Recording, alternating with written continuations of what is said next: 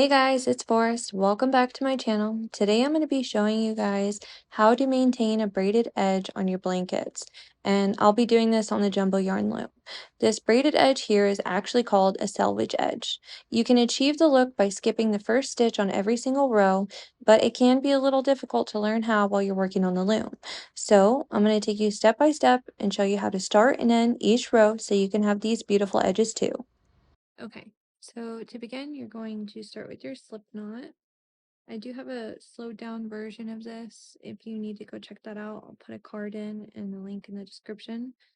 But so you're just gonna make your slip knot and put it on. Okay, and then we're going to cast on. Um, to cast on, you're gonna bring your working yarn up under this loop here, like so.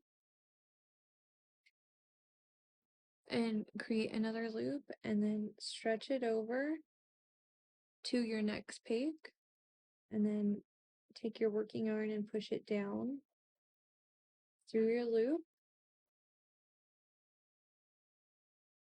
and make another loop, and then you're just going to continue across the way. So here's my 1, 2, 3, 4th peg. I'm going to do my 5th peg here, and it's going to be my last one. So I'm leaving my working yarn in between my last stitch and my second to last stitch and just pushing this one up and over like so. So now when we begin the next row, we have our working yarn in between and we won't knit this stitch. That is what I mean by skipping the first stitch, because now when we go to the next row, this is the first stitch, second, third, fourth, and fifth. So we're skipping the first stitch by not knitting it, and then we'll knit the second stitch over here. So now knit,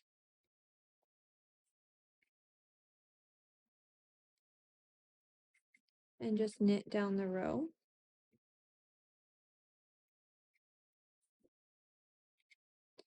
And now as I come to my last stitch, I'm going to knit it. Okay, so if I leave it as is, this yarn is on the outside. And let me show you what that looks like. The yarn is on the outside. We don't want it on the outside because we're going to skip this stitch. So we need the working yarn to not be here, but here. So if you accidentally do this, you can just lift up your stitch and put this one over. Put your working yarn over and then put your stitch back on, and your yarn is exactly where it needs to be to start the next row this way. Okay, but what you should get in the habit of doing is when you knit it, just pick it up. Hi, Lucky. My kitty cat's coming to say hello. So when you knit it,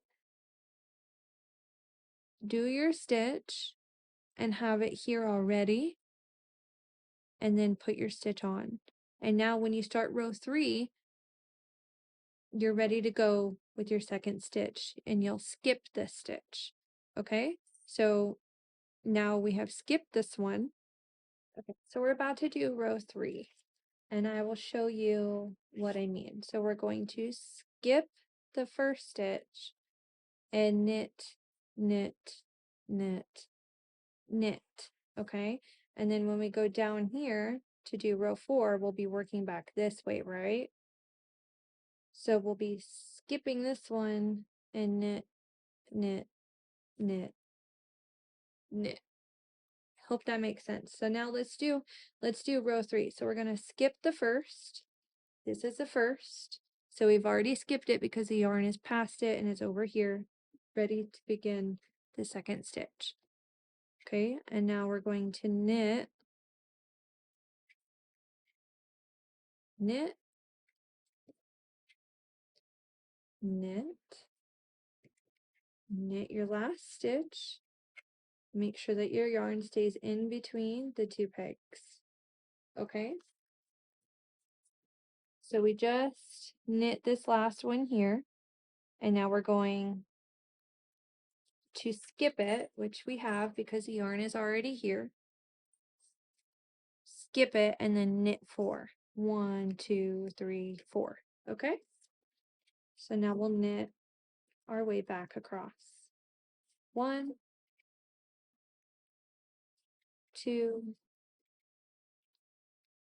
3, and 4. Keeping your yarn in between your last peg and your second to last peg. And you can already see here the nice braid that's happening. Okay, and now we're going to do it again. We're going to skip this one and knit the 4 down the row. 1, 2,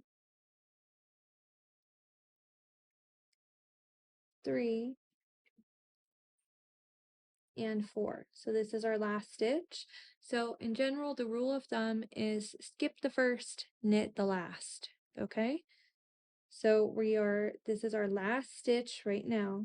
So we're going to put the working yarn in between the last 2 pegs.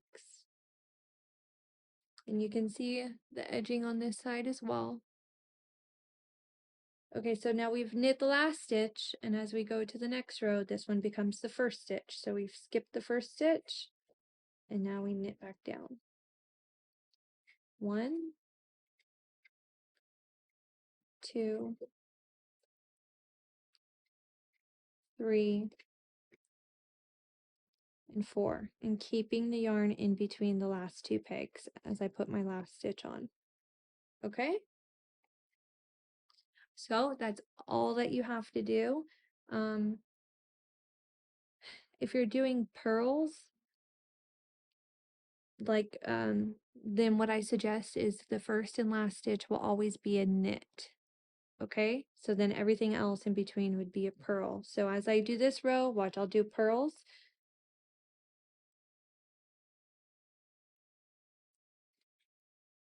Purl, purl, purl, but my last stitch I'll knit. And this will help keep the braided edge. And then purl,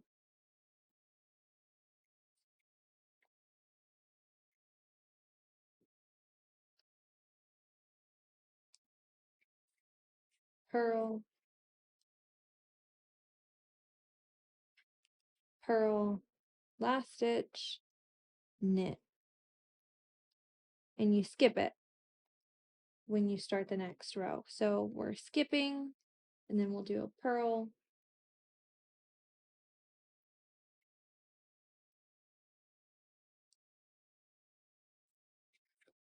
purl, purl,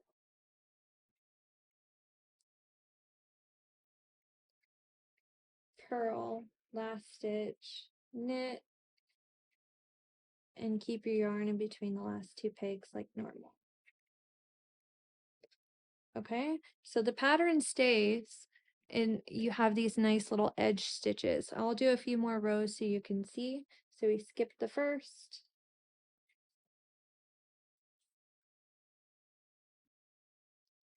purl,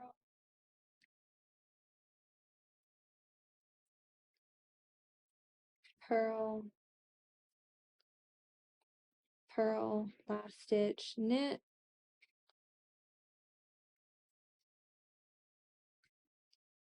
and then we'll skip the first one, purl,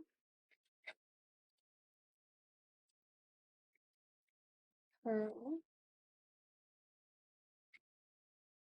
purl, last stitch, knit,